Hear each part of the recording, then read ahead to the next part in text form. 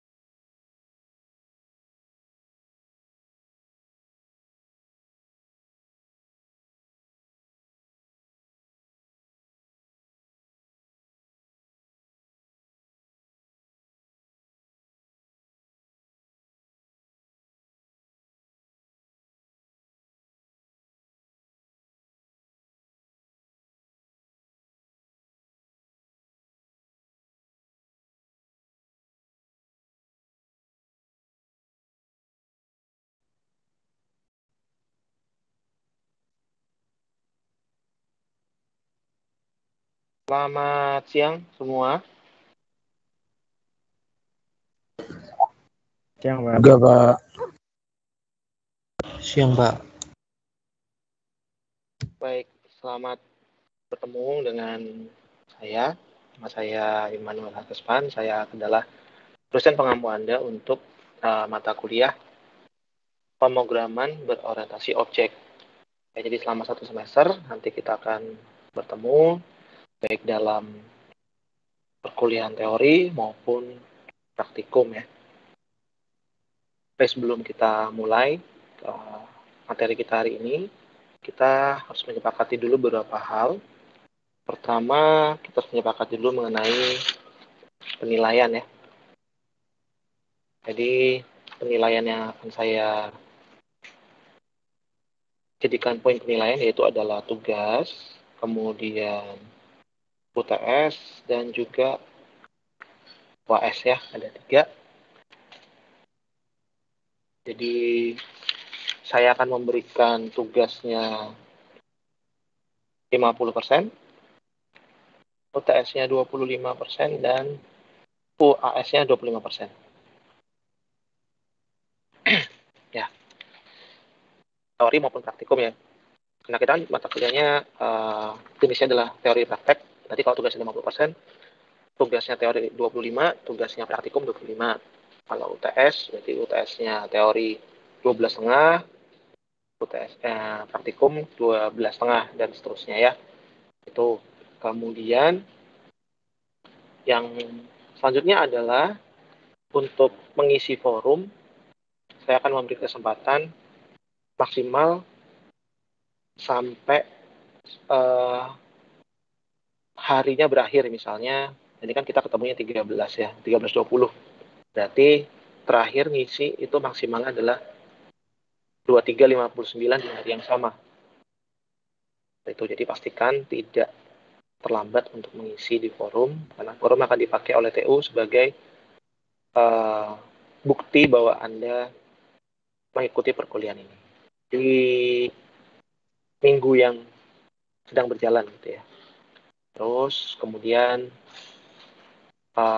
semua tugas harus dikumpulkan. Jadi karena tugasnya 50%, berarti Anda perlu memberikan konsentrasi yang penuh terhadap tugasnya. Ya, karena beberapa kelas yang saya ajar dulu, mereka berpikir hanya UTS dan UAS-nya aja. Padahal tugasnya itu 40% sendiri. Tugasnya ada 4, hanya ngerjakan 1. Ya, itu pasti akan sangat mengurangi penilaian. Apalagi kalau UTS sama UAS jeblok. Itu udah pasti tidak akan selamat gitu ya. Dan nilai D itu udah pasti. Jadi perlu saya ingatkan bahwa tugasnya harus dikumpulkan. Untuk UAS nanti praktikumnya berupa proyek ya. Jadi Anda harus mulai memikirkan dari sekarang mau bikin proyek apa. Ya, karena nanti di UTS saya akan menanyakan proyek Anda itu apa. Walaupun masih sebatas konsep ya. Itu ada pertanyaan dulu untuk kontrak kuliahnya. Permisi Pak Hari. Ya, Mas Noval. Suara saya kedengeran ya Pak? Iya, kedengeran. Saya izin bertanya tadi, katanya untuk UAS atau UAS itu kita project ya Pak? Itu kita personal atau kelompok Pak? Personal. Oh iya. Oke Pak, terima kasih Pak. Ya, yang lain?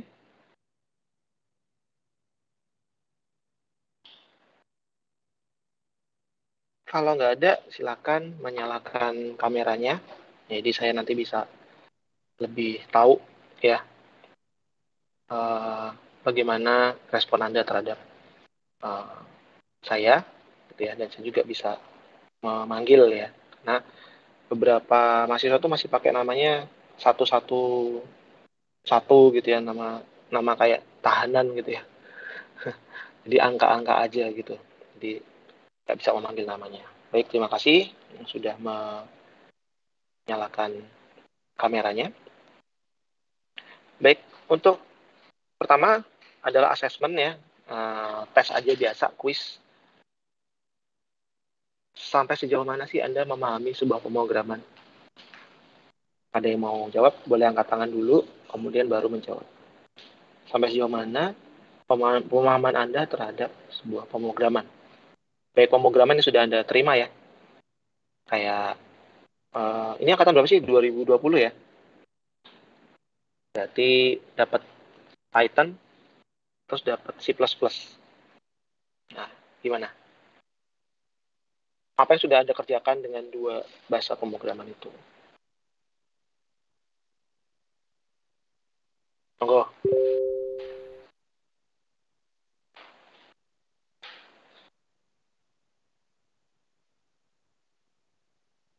Mas Noval.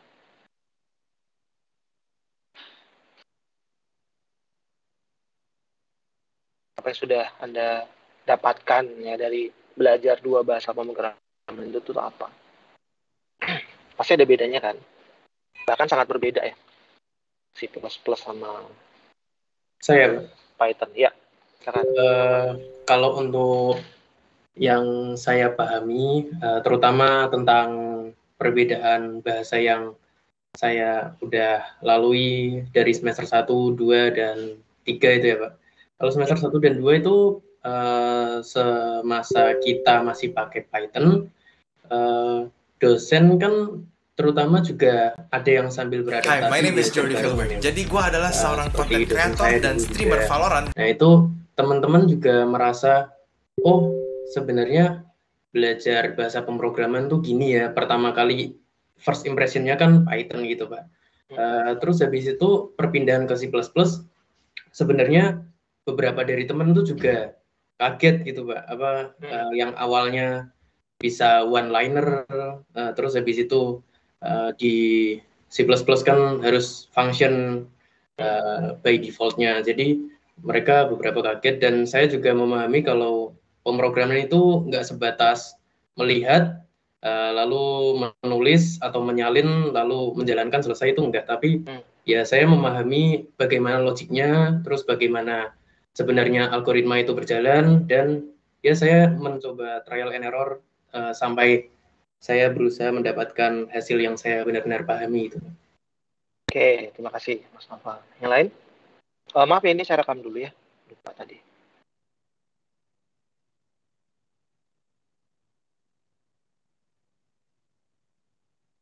Oke, silakan. Yang lain yang pengen menyampaikan apa yang sudah Anda dapatkan dari dua bahasa pemrograman itu Python dan C++.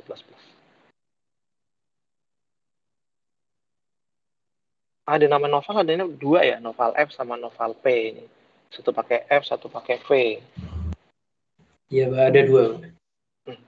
Silakan, Mas siapa nih? Jeremias. Go.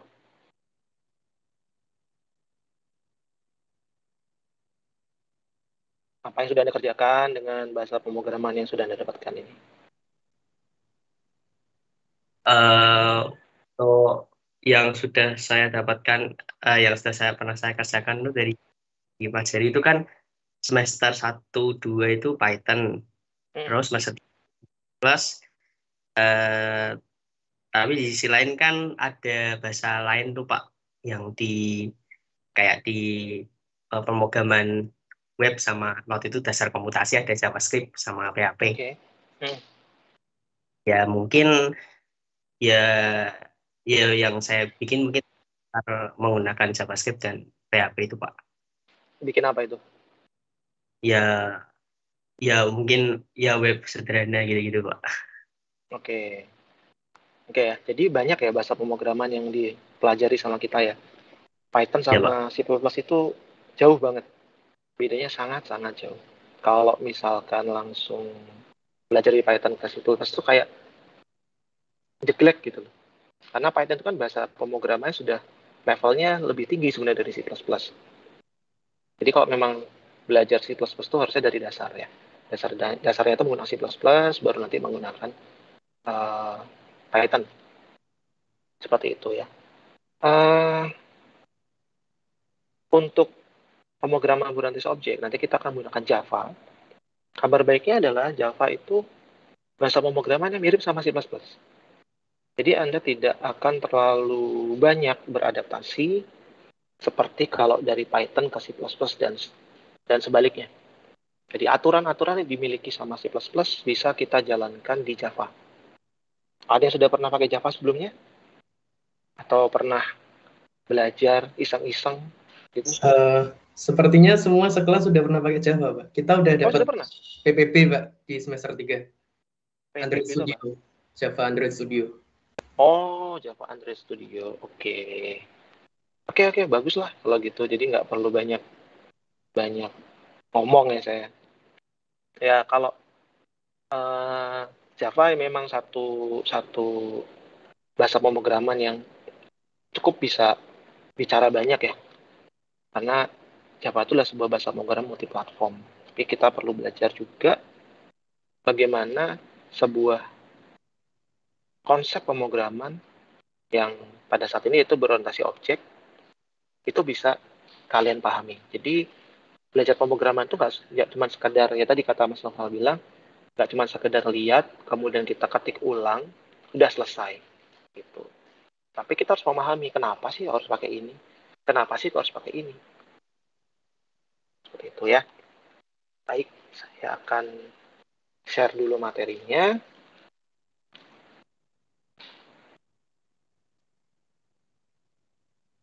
Topik bahasan kita ada 3, ya, yaitu adalah paradigma pemrograman, kemudian pemrograman berorientasi objek, dan juga dasar aturan pemrograman Java. Paradigma pemrograman itu ada 3, ya. Yang pertama adalah functional programming, yang mana fokusnya adalah seperti fungsi matematika. Kalau kita punya fungsi seperti ini ya, f(x) sama dengan x kuadrat ditambah dengan 4. Ini adalah fungsi. Ya, fungsi ini dalam functional programming adalah sebuah data. Data dalam functional programming itu tidak boleh berubah. Ya, kalau datanya berubah, pasti programnya juga akan berubah. Satu-satunya yang boleh berubah dalam pemrograman fungsional adalah input. Nah, di sini kita punya x. X ini kan variabel nih. Variabel yang bisa kita jadikan sebuah input. Jadi pada saat x-nya kita kasih nilai, misalkan kita kasih nilai 2, berarti f2 sama dengan 4 tambah 4, berarti 8. Ya, tuh. Jadi bahasa pemrograman fungsional itu bukan berarti kita cuma punya fungsi aja, enggak juga. Tapi cara pemrogramannya adalah kita menggunakan fungsi. Nah, beda sama yang prosedural. Prosedural ini adalah bahasa pemrograman yang cara eksekusinya itu berurutan dari atas ke bawah. Misal, saya punya rumus ini ya, L sama dengan A dikali T dibagi 2. Ya, kalau kita kerjakan dengan menggunakan prosedural, ini A-nya harus kasih nilai dulu.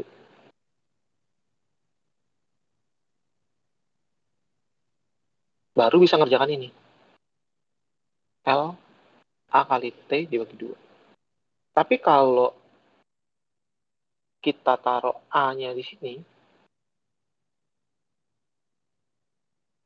L akan menghasilkan nilai 0. Ya, kenapa? Karena variabel A dan T-nya ini tidak ada nilainya. Sehingga akan menghasilkan nilainya 0. Makanya diurutkan. Ini dari 1, 2, 3, baru mengerjakan itu. Pemecahan masalahnya dilakukan secara berurutan, top down. Bahasa pemrogramannya ya C, Pascal, Fortran, Basic, itu prosedural. Ada fungsi dan prosedur. Nah, kalau Anda belajar C++ kan ada fungsi dan prosedur. Dua-duanya punya kemampuan yang berbeda. Kalau fungsi harus mengembalikan nilai, kalau prosedur tidak harus mengembalikan nilai. Nah, yang ketiga adalah Object-Oriented Programming yang akan kita pelajari. Yang mana paradigma ini yaitu menganggap semua yang ada dalam pemrograman itu adalah objek. Contoh ya, kalau di JavaScript, saya punya var, kata, sama dengan misalkan hello, ini ya. Kemudian saya gini, kata, titik, str, len, misalkan.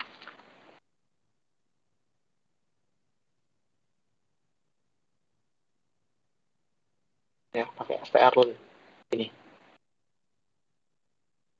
Ini akan menghasilkan nilai berapa? 5.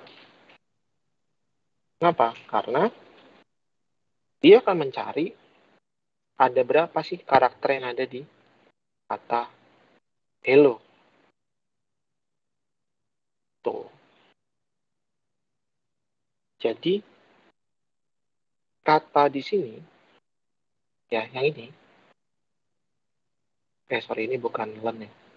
Bukan str len, tapi Lang.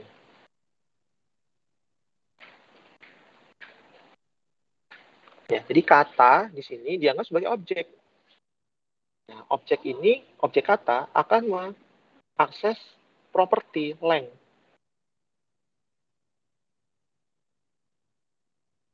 Ya, sehingga objek kata ini, karena dia masuk dalam kelasnya string ya, jadi dia bisa mengakses atribut length dan juga metode-metode lain yang dimiliki sama kelas string. Sehingga dia akan menghasilkan output 5. Nah, kalau dalam PBO, variabel itu kita sebut dengan atribut, kemudian fungsi dan prosedur kita sebut sebagai metode.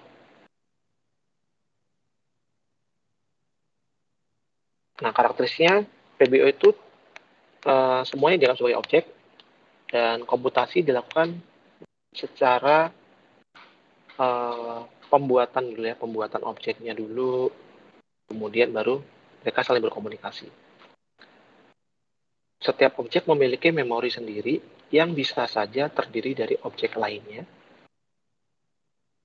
Kemudian objek ini bisa unik, bisa dibedakan antara objek satu dengan objek yang lain. Contoh, sekarang saya punya kelas, ya, saya punya kelas namanya mobil. Mobil ini punya atribut. Atributnya apa? Misalnya tahun pembuatan, kemudian ismetik, kemudian posisi setir,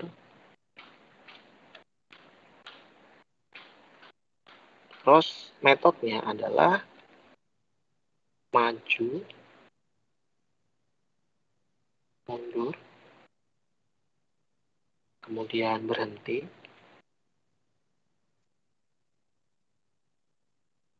apalagi ngegas misalkan. Ini adalah kelasnya ya. Dan saya akan bikin objek. Objeknya adalah sedan. Dan satu lagi adalah pick up. Ya, karena ini adalah objek, berarti bisa mengakses atribut dan metode yang dimiliki sama si kelas mobil ini. Dua-duanya bisa mengakses. Tapi apa yang membedakan antara sedan dan pick up? Kenapa kok kita sebut sedan? Kenapa kita sebut pick up? Nah, pick up tuh mungkin punya ini ya, kapasitas bak. Ya, kapasitas baknya. Terus kalau sedan ada apa? Kapasitas bagasi. Terus tingginya ya tinggi. Ini juga ada tinggi. Jadi akan secara tidak langsung kita akan bisa membedakan objek yang sedan dan pick up walaupun dibentuk dalam satu kelas, yaitu mobil. Jadi objek itu adalah bagian terkecil dari konsep pemrograman berorientasi objek. Manfaat dari pemrograman berorientasi objek adalah reliable.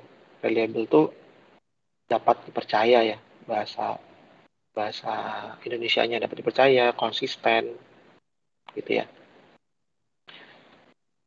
Bahasa pemrograman Java ini bukan bahasa pemrograman Java ya, PBO-nya ini ya, konsep PBO ini kenapa kok reliable? Karena kita nulis itu konsisten, akan sama terus. Sehingga kalau kita punya perubahan-perubahan, itu tidak akan terlalu banyak untuk diubah. Ya, versi-versinya Java itu kan banyak tuh. Tapi tetap kita bisa menggunakan secara konsisten ya. Bahasanya secara umum tidak berubah banyak. Yang berubah adalah fiturnya. Kemudian reusable itu artinya bisa digunakan kembali. Artinya kita punya objek, kita membuat objek kemudian dipakai di tempat lain itu bisa. Ya kayak kalau misalnya kita main game ya, gamenya misalkan Street Fighter. Dan game Street Fighter itu ada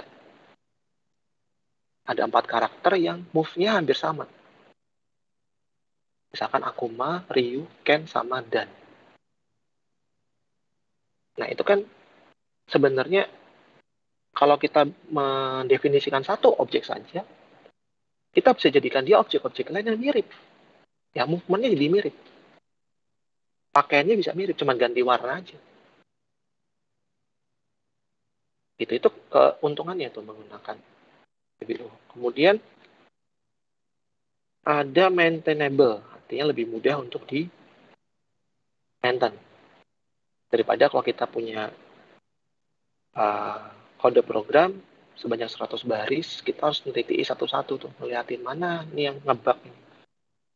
Kadang-kadang kalau kita memprogram dengan sebuah bahasa pemrograman, ada error. Ya.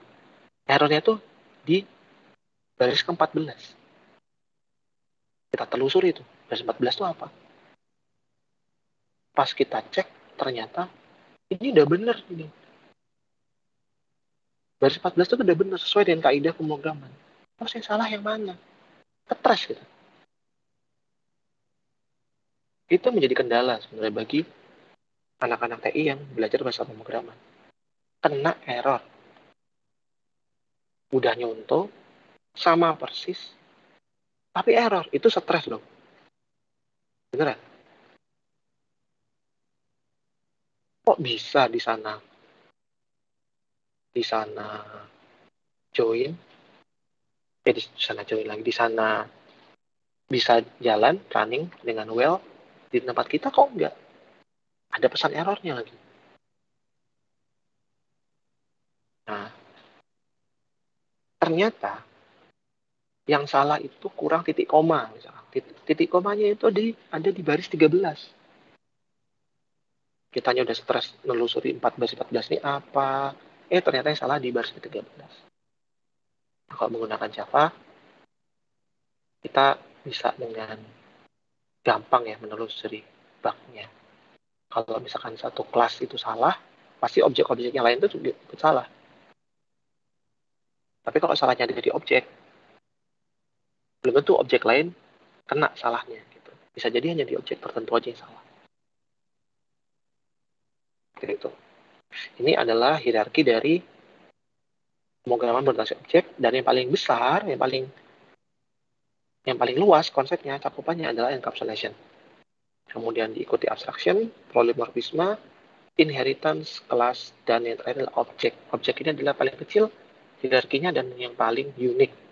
Kalau enkapsulasi yang paling umum.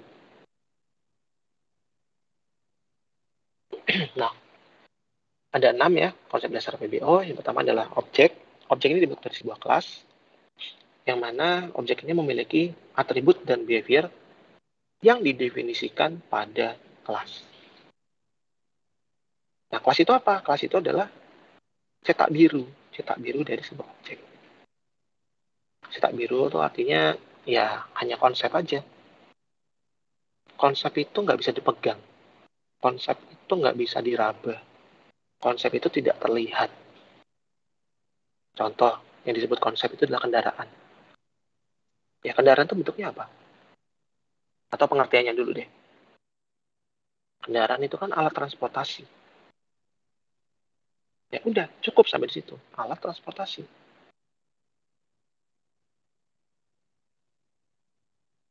Kemudian kalau misalkan supaya kita bisa megang alat transportasi itu, harus dijadikan objek dulu.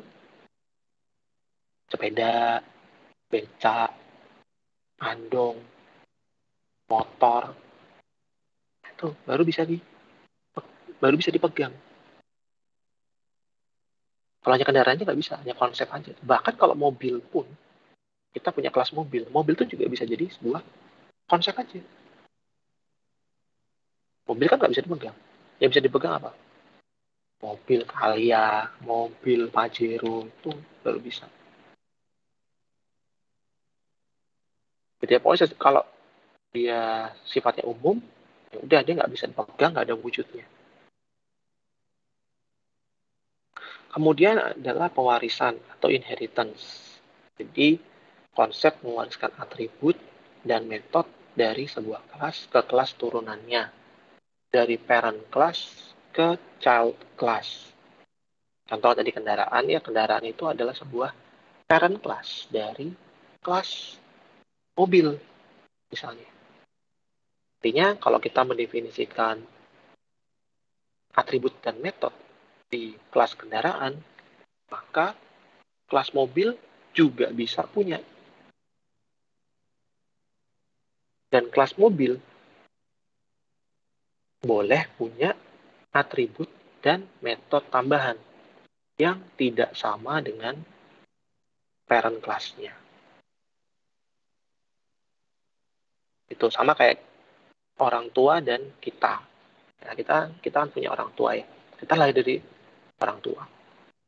Orang tua punya sifat-sifat yang diturunkan ke anaknya. Anaknya juga punya sifat tersendiri yang orang tuanya nggak punya. Seiring berkembangnya waktu ya.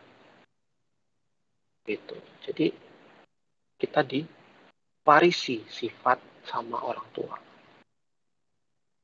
Kemudian yang keempat adalah perubahan bentuk atau polimorfisme, yaitu adalah kemampuan objek memutuskan metode mana yang akan diterapkan. Contoh saya punya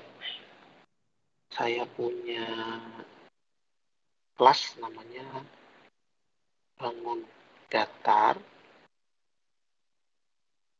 Ini punya metode namanya luas. Nah, kita tetap fungsi ya. Berarti dia ada parameternya. INTA. Kemudian saya punya luas lagi. INTA, INTB. Dan satu lagi, luas. Sekarang float. Float A, float B. Dalam satu kelas boleh punya beberapa metode yang namanya sama. Ya. Kemudian kita punya objek, bikin objek. Ya, namanya segitiga. Yang dibuat dari kelas bangun datar. Jadi kalau kita menulis segitiga, jangan segitiga dulu ya, persegi. Persegi dibuat berdasarkan kelas bangun datar. Persegi dot luas 5 misalnya. Nah, dia akan ngecek nih di kelas yang sudah didefinisikan. Mana sih metode yang namanya luas yang cuman ada satu parameternya. Oh ini. Berarti dia akan menggunakan yang pertama. Kemudian kita punya lagi namanya kota luas. Ada parameternya 7,3. Dengan cari lagi nih. Mana metode luas yang parameternya 2. Oh ada 2 nih. Ada 2. Yang satunya integer, satunya float. Yang mana yang dipakai? Karena parameternya integer, maka dia akan otomatis ngambil yang di sini. Ya. Ini satu lagi, segitiga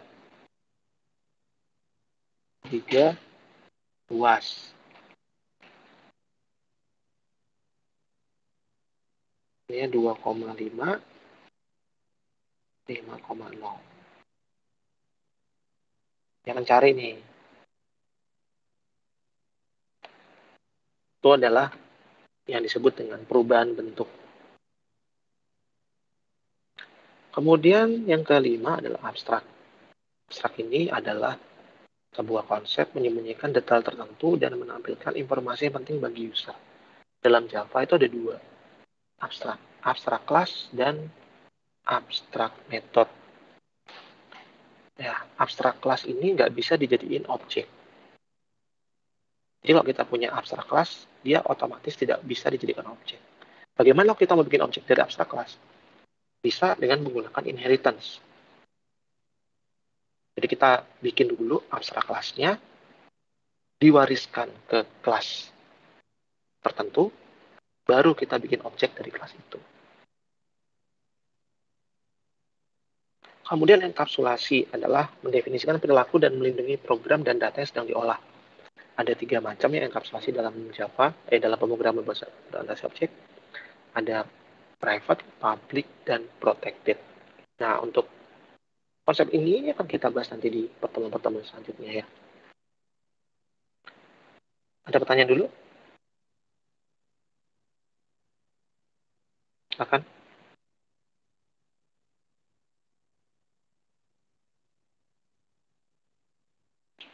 Barangkali ada yang mau bertanya.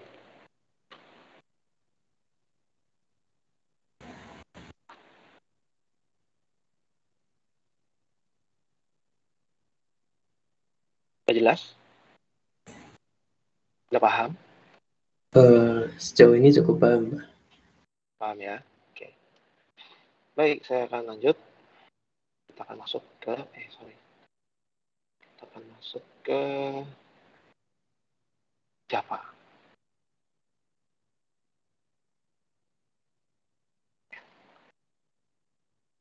Java merupakan salah satu bahasa pemrograman yang menggunakan konsep PBO. Jadi kalau kita nulis program dalam Java, akan ketemu dengan yang namanya kelas. Nggak mungkin nggak. Kalau di C++ kan nggak ya. Kita memulai dengan using namespace std. Kemudian baru include. Kemudian apa? int main atau void main. Kalau di Java, itu langsung kelas. Bahkan kalau kita punya fungsi utama, itu tetap harus didahului dengan kelas. Java ini adalah bahasa pemrograman yang multi-platform, artinya bisa dijalankan di banyak device, banyak OS. Ya. Bisa jalan di Windows, bisa jalan di Java, bisa jalan di macOS, bisa jalan di Linux. Java memiliki beberapa versi. Yang pertama adalah Java SE atau Java Standard Edition. Ini akan kita pakai nanti ya untuk praktikum. Bisa dipakai di pengembangan aplikasi desktop. Kemudian ada J2ME atau Java Micro Edition. Ini adalah Java yang dikhususkan untuk memori yang lebih kecil, RAM yang lebih kecil, CPU yang tidak perlu membuat ya atau melakukan komputasi yang ribet gitu ya. Kayak misalkan di ARM, di handphone, ya di IoT, kemudian di industri, di robotik ya. Di Java ME itu dibagi menjadi 3 lagi, ada Java Mobile, ada Java TV, dan Java Embedded. Kemudian yang ketiga adalah Java Enterprise Edition. Ini berbayar. Dulu namanya J2EE. Kemudian setelah diakuisisi sama Oracle, menjadi Java EE. Nah, sejak 2018, Java EE ini ada satu modul di Java EE yang diserahkan kepada Eclipse Foundation. Yang kemudian sama Eclipse, supaya membedakan dengan Java EE, diubah namanya menjadi Jakarta EE atau Jakarta Enterprise Edition. Yang terakhir adalah Java Card. Ya, Java Card adalah sebuah compiler Java yang digunakan untuk memprogram kartu.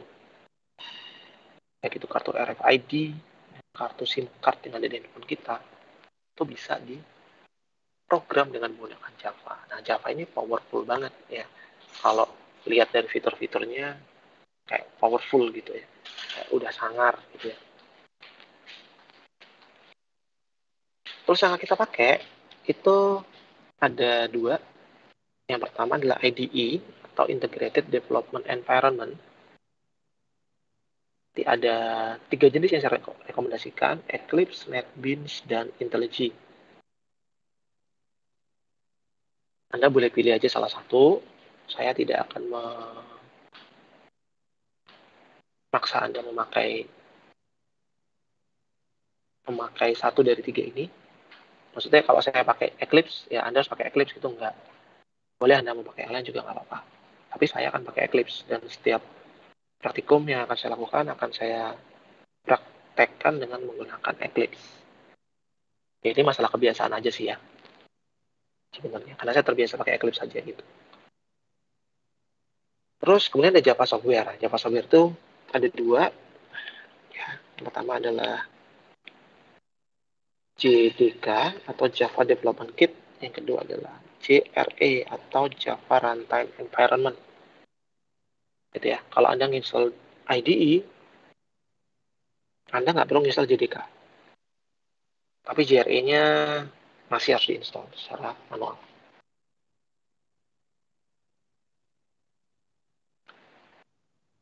Oke, lanjut menulis program Java. Ya, yang pertama adalah Hello World. Ya. Ini saya tulis dengan menggunakan VS Code. Oh, sebenarnya kalau Anda mau pakai editor lain ya selain IDE, boleh. Mau pakai VS Code, boleh. Pakai Sublime Text, boleh. Pakai Notepad++, boleh. Asal Anda tahu bagaimana cara ngompilnya. Anda tahu cara kerja Java. Tapi kalau mau gampangnya, ya pakai IDE aja. Kayak di sini, yang paling atas itu adalah package. Nama package-nya dulu ditulis.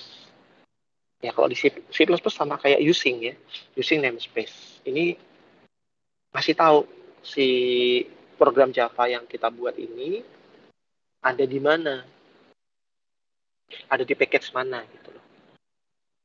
Biasanya nama package ini adalah nama folder atau nama project. Ya. Kemudian setelahnya ada nama kelas. Ada kelas hello. Nama kelas wajib didahului dengan huruf besar. Kemudian lanjutnya ada public static void main. Di dalamnya ada parameter args, ini kependekan dari arguments. Kemudian tipe data adalah string. Metode utama selalu dinamai dengan main. Tidak boleh nama lain ya. Kalau ini nggak ada mainnya, ini bisa di-compile, tapi nggak bisa running, nggak bisa di-running ke dalam konsol, karena konsol nerimanya hanya yang main aja. Kemudian perintah untuk menampilkan string ke layar konsol, itu nomor 5 ya, baris kelima. System.out.println. Kalau bentuknya string, diapit dengan tanda petik. Kalau misalkan dia berupa angka atau berupa variabel, ya tulis aja langsung variabelnya atau angkanya. Tidak perlu diapit dengan tanda petik. Nama file harus diakhiri dengan ekstensi .java. Tidak boleh .jav. Itu nanti beda ekstensinya ya. Ceritanya nanti jadi beda, bukan pemrograman Java lagi. Dan nama filenya harus sama dengan nama kelasnya. Nah, di sini saya bikin hello, kelasnya namanya hello, nama filenya ini hello.java. Nah, karena saya pakainya VS Code, ya untuk awal-awal pakai VS Code dulu. Saya melakukan compiling secara manual dengan menggunakan JavaC. Ya, JavaC. Dan spasi ini adalah foldernya, ini adalah filenya. Ini membutuhkan JDK. Kemudian kalau kita enter dan tidak muncul apapun, kosongan seperti ini, berarti compilingnya jalan. Berhasil, tidak ada error. Panggil lagi dengan menggunakan Java. Ini nama package-nya, titik, nama kelas. Ini menggunakan JRE.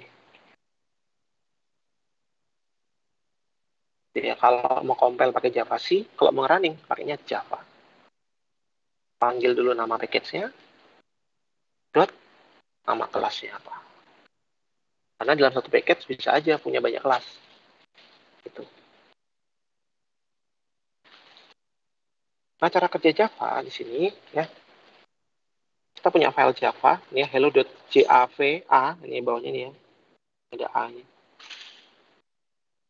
Hello.java, kita compile dengan Java C, menghasilkan binary code atau bytecode yang namanya adalah hello.class. Walaupun Anda tidak bikin hello.class secara manual, tapi pada saat di-compile akan menghasilkan hello.class.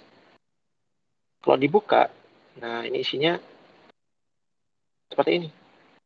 Kode-kode yang hanya bisa diketahui sama mesin. Artinya ini tuh apa?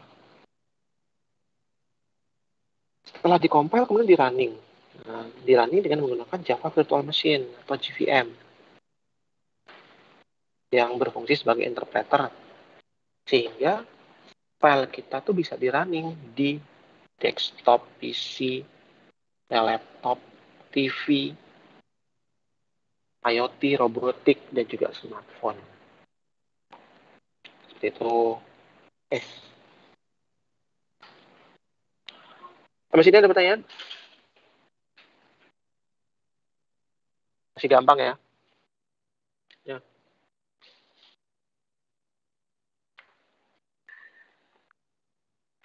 Ada tipe data, variabel, dan operator itu adalah makanan sehari-hari, makanan wajib bagi orang-orang yang belajar bahasa pemrograman. Nah, inilah lingkungan kerjanya Eclipse IDE. Sebelah kiri itu ada Package Explorer. Ya, di sebelah tengah ada ini Package Explorer, ini adalah editor, ini outline, dan ini konsol.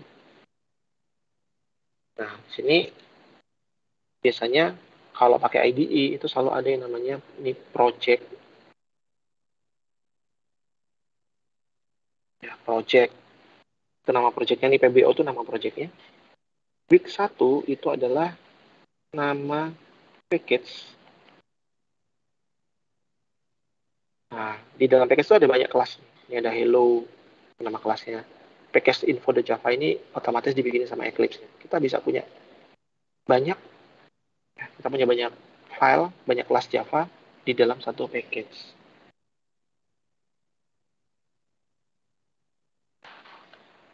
Nanti untuk ngedit ya di bagian editor, untuk melihat hasil runningnya di bagian konsol yang paling bawah.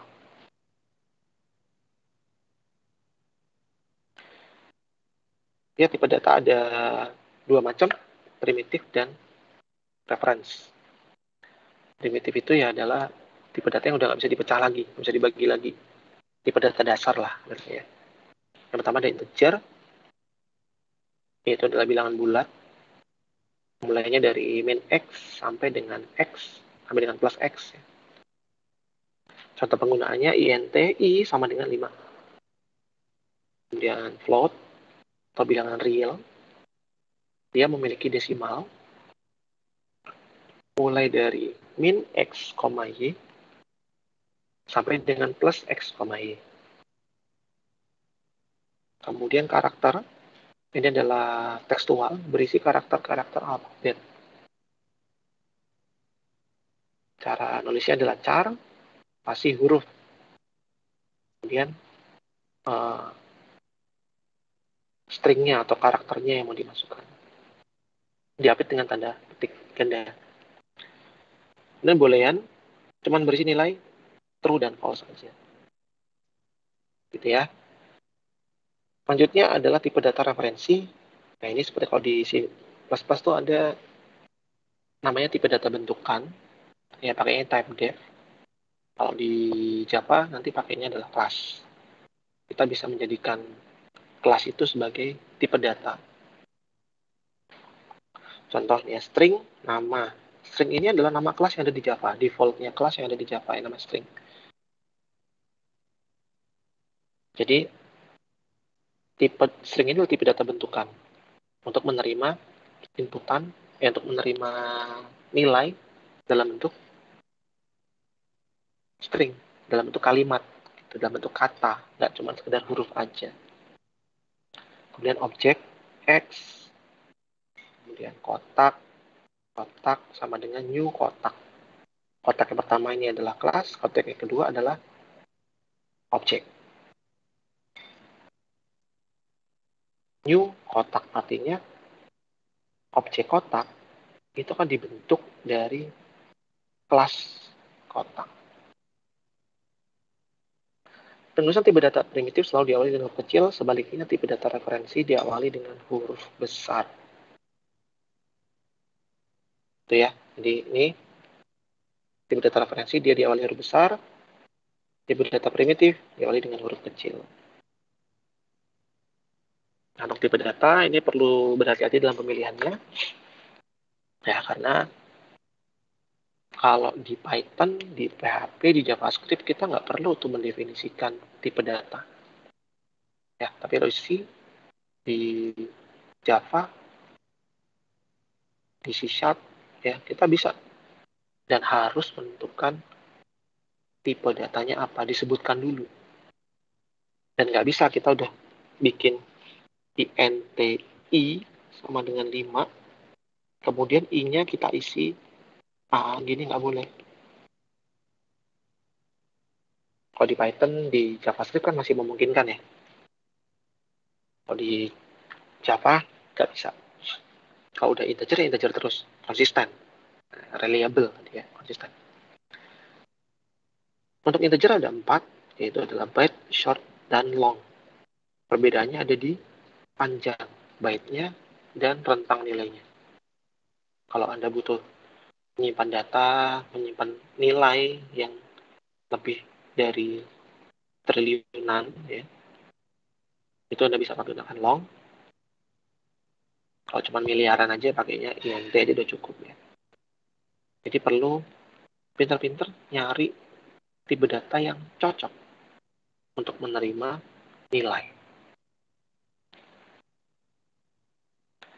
Itu untuk integer, untuk float dan double. Ini bedanya juga di panjang dan di rentang nilainya. Kemudian variabel ini adalah tempat menyimpan data. Kita anggap sebagai sebuah wadah. Wadah. Ini namanya adalah I. I ini saya kasih nilai 1. Ketikkan 1. Ini dimasukkan ke dalam wadah I. Nilainya 1. Pada saat saya mendefinisikan I sama dengan 100, 1 ini akan dikeluarkan dulu atau dihapus dari memori. Baru dimasukkan nilai yang baru, yaitu 100. Ya, jadi variabel hanya bisa menerima satu nilai saja. Variabel ada hubungannya sama alokasi nilai memori. Itulah kenapa tadi integer dan float itu punya panjang memori. Itu kayak pesan tempat gitu ya. Pesan tempat di memori. Kita tuh minta memori mengalokasikan berapa bit untuk menampung variabel ini. Tadi INT I itu berapa bit? 32 ya. Nah, ini akan masuk ke dalam memori. Ditaruh sini dulu nih. Untuk ini, saya punya short X. Short itu 11. Ya, taruh di sini misalnya. Lebih kecil lagi. Semakin banyak variabel yang Anda pakai, semakin memori yang harus banyak digunakan. Itulah kenapa kalau Anda pakai Android Studio, itu lambat. Nah, banyak yang dipakai di sana. Aturan penulisan variabel harus dimulai dengan huruf besar atau kecil.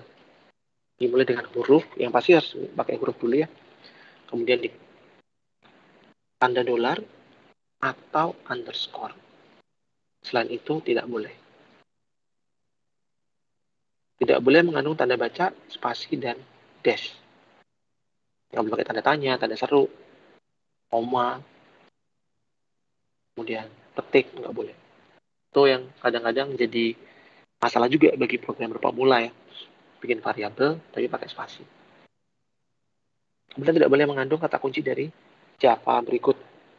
Ini ya, kalau Anda menulis program dan bikin variabel tidak boleh menjadikan kata kunci ini sebagai nama variabelnya. Misal int for gitu. Ini nggak boleh. Kalau kita mau program pakai bahasa Indonesia ya itu udah cukup lah ya. Nggak akan ketemu sama kata kuncinya Java yang pakai bahasa Inggris.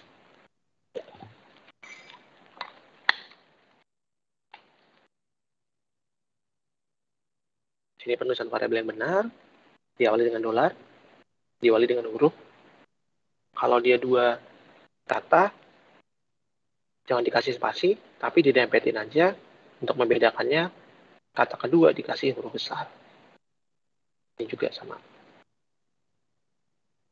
Kemudian assignment. Assignment itu artinya memberikan nilai kepada variabel.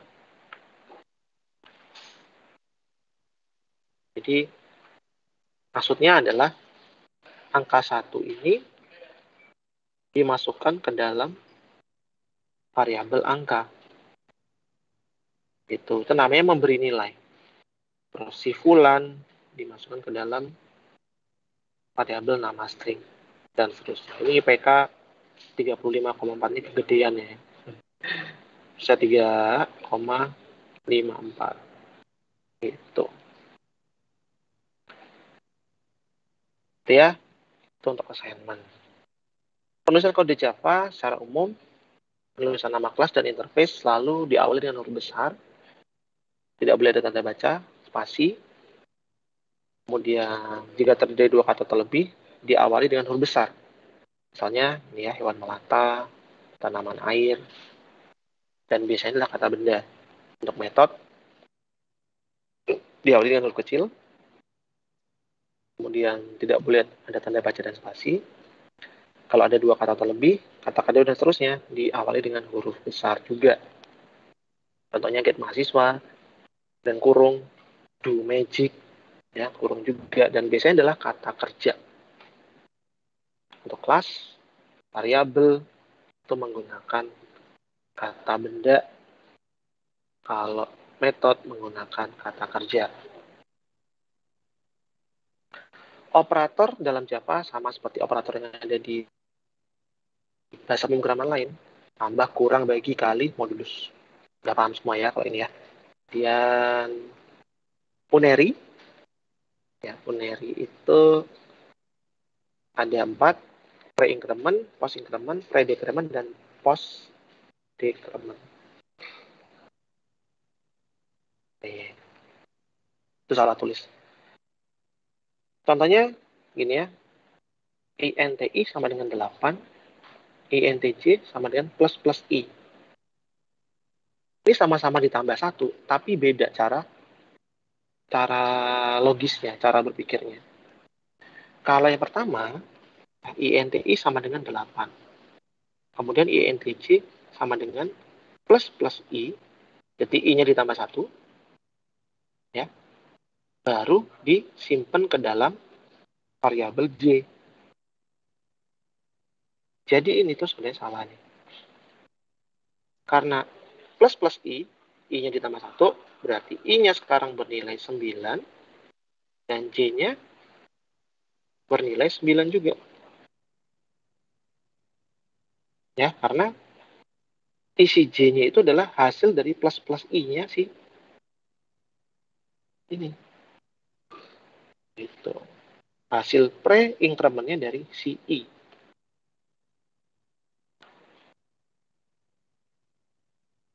Yang kedua adalah post increment. Contohnya int i sama dengan 8, int j sama dengan i++. Ini cara bacanya. I-nya disimpan ke j dulu, baru ditambahkan 1. Ya. I disimpan ke j dulu, baru ditambahkan 1. Makanya I-nya bernilai 9, J-nya bernilai 8. Tetap 8. Ya gitu. Kemudian predekremen, berarti min-minnya ada di depan. I sama dengan 8, J sama dengan min I. I-nya dikurangi 1 dulu, baru dimasukkan ke dalam J. I-nya nilainya 7, J-nya nilainya 7. Operan min-min, int, I sama dengan 8, kemudian J sama dengan I min-min. I-nya disimpan ke J dulu, nilainya 8, kemudian I-nya baru dikurangin 1, 7. Itu ya. Kemudian bitwise, ini adalah pergeseran bit. Ya, ini sebenarnya jarang dipakai dalam pemrograman. Banyak pemrograman jarang pakai operator bitwise. Yang mungkin akan kita pakai adalah ini ya, OR sama AND. OR itu menggunakan double line, kalau AND nanti menggunakan double ampersand. Seperti di C ya, C++ ya. Tuh, jadi saya nggak akan bahas ini untuk bitwise-nya, karena nggak akan terlalu banyak dipakai juga. Nanti Anda bisa pelajari sendiri. Prioritas operator ini selalu diawali dengan yang berada dalam tanda kurung. Itu yang paling pertama, yang diprioritaskan. Kemudian adalah operator increment dan decrement. Perkalian dan pembagian, penjumlahan dan pengurangan, baru operator bitwise, dimulai dari kiri dulu, yang paling utama, baru ke kanan. Seperti ini contohnya. INTC 12 kali 3 ditambah 5 dibagi 8 min 3. 8 min 3 dijalankan dulu, jadi 5. Kemudian, ya 12 kali 3, jadi 36 tambah 5. 36 tambah 5 dibagi 5. 5 bagi 5 dulu. Ya, 5 bagi 5 dulu jadi 1. Dan 36 ditambah dengan 1. Jadi hasilnya adalah 37. Contoh 2 dengan menggunakan bitwise. Ya. Jadi kan aturannya penjumlahan dulu baru bitwise. Penjumlahan dan pengurangan baru bitwise. Ini dijumlahkan dulu. 1 tambah 1 dijumlahkan. Jadi 7. 2. Ya, kemudian ini kan yang ke kiri dulu ya. Dari kiri baru ke kanan. Jadi kerjakan dulu. Jadi hasilnya 1. Ini akan menghasilkan yang terakhir adalah 2. Kemudian promosi dan tipe casting. Ya, promosi adalah proses pengubahan bit primitif, ya variabel primitif ke representasi bit yang lebih tinggi. Ya, lebih yang rendah ke tinggi. Contoh dari short ke int, dari int ke long, dari byte ke short, gitu ya. Jadi misalkan nih short A sama dengan 12, int B sama dengan A. Ya, int B sama dengan A ini berarti adalah promosi. Nilai A dipromosikan ke integer. Kemudian promosi karena assigning tipe data integral ke tipe data floating point. Contohnya adalah int A 30, float B sama dengan A. Berarti float B ini nilainya adalah 30,0. Karena dia berupa float sekarang. Kemudian typecasting, ya artinya kebalikan dari promosi tadi ya. Jadi didegradasikan. Jadi didegradasikan ke bit yang lebih rendah. Contohnya ini ya, INT angka 1 sama dengan 7, angka 2 sama dengan 10. Kemudian kalau kita mau jadikan degradasi ya, degradasikan short angka 3 sama dengan short angka 1 plus angka 2. Angka 1 plus angka 2 ini dijalankan dulu ya, ditambahkan dulu, kemudian diubah menjadi short, baru dimasukkan ke dalam variabel angka 3.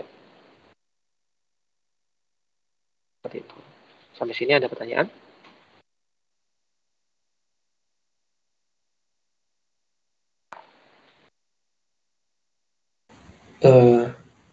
Permisi Pak.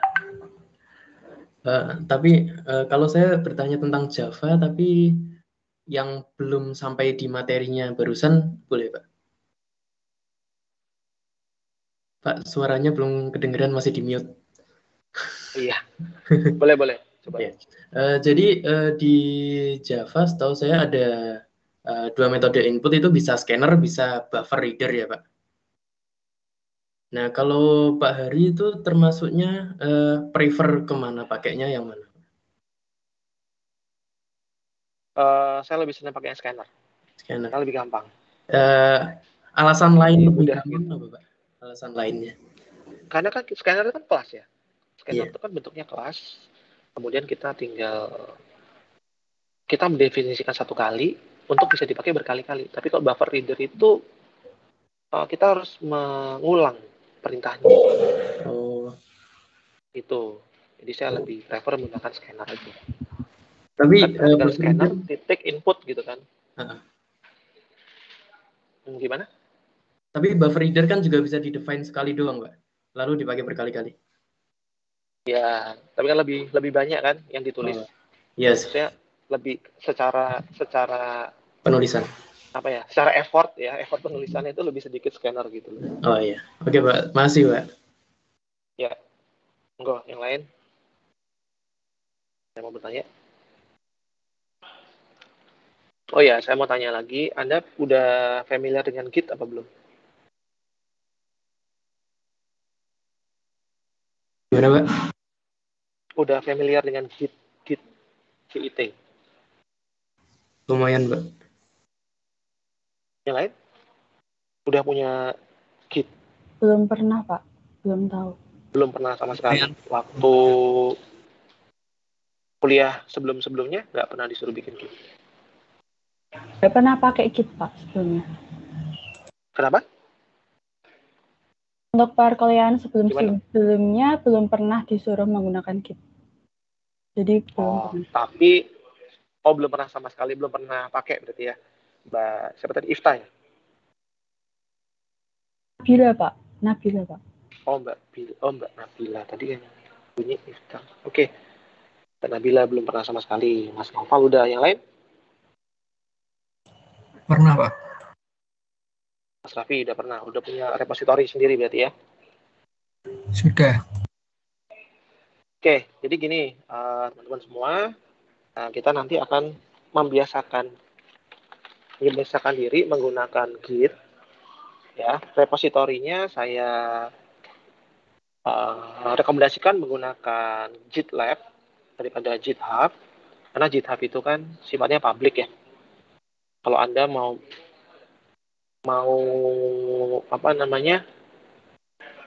memamerkan codingan Anda ke dunia luar, boleh menggunakan GitHub.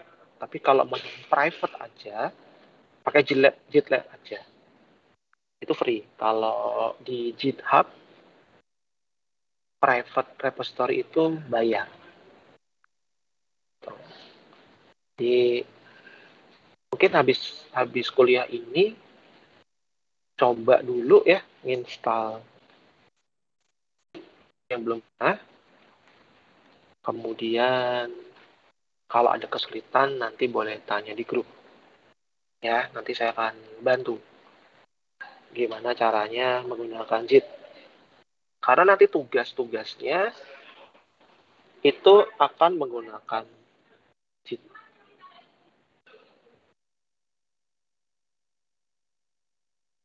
Jadi kita akan menggunakan JIT ya. Jadi saya akan melihatnya di JIT aja, nggak perlu kopas kodenya, karena kalau Anda kopas kode itu angel, apalagi kalau filenya banyak.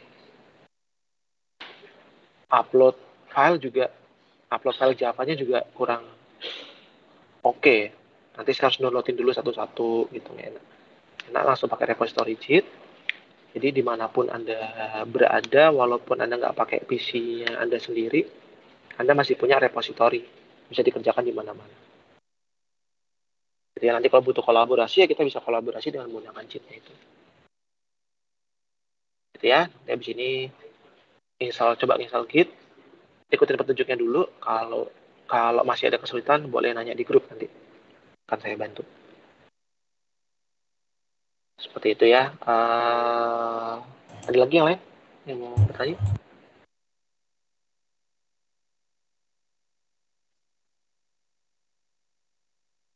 Nggak ada.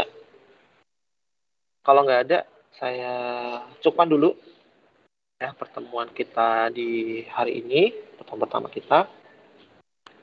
Sampai ketemu di hari Hari Jumat ya. Jumat kita akan masuk praktikum. Nanti untuk praktikumnya saya kadang-kadang akan online meeting, kadang-kadang juga enggak. Ya, kalau pas enggak online meeting, saya punya dokumen lab yang harus Anda kerjakan, dan ada tugas yang pasti. Kalau ada Java Lab-nya, pasti ada tugasnya. Kalau pas tatap muka, maksudnya bukan tatap muka ya, maksudnya pas online meeting, belum tentu ada tugas, tapi kalau pas enggak online meeting, pasti ada tugasnya. Gitu ya, jadi silakan habis ini nanti Anda mulai cari-cari, install dulu IDE-nya dan juga Java-nya. Jadi saya mau bebaskan Anda ya, nggak harus pakai Eclipse, tapi saya ngajarinya nanti akan menggunakan Eclipse. Yang membedakan cuman ini sih, cuman tampilan aja sama manajemen proyeknya aja. Kalau untuk bahasa pemrogramannya sama. Nanti akan muncul masalah pas nanti kita ketemu sama GUI ya, pakai Swing. Nah, itu nanti kan ketemu masalah di situ sebenarnya. Cuman di awal-awal oke lah, kita apa-apa mau pakai ID apa aja is oke. Kalau pas nanti bikin project dan harus pakai GUI, nanti saya akan install sendiri NetBeans dan IntelliJ-nya. Jadi Anda boleh pakai apapun di rumah, saya ngompelnya pakai yang saya punya, itu aja. Itu ya, saya cukupkan dulu sampai di sini. Sampai ketemu hari Jumat. Selamat siang semuanya. Selamat siang, terima kasih Pak Iri. Selamat siang, terima kasih Pak. Terima kasih Pak. Terima kasih. Terima kasih Pak. Ya.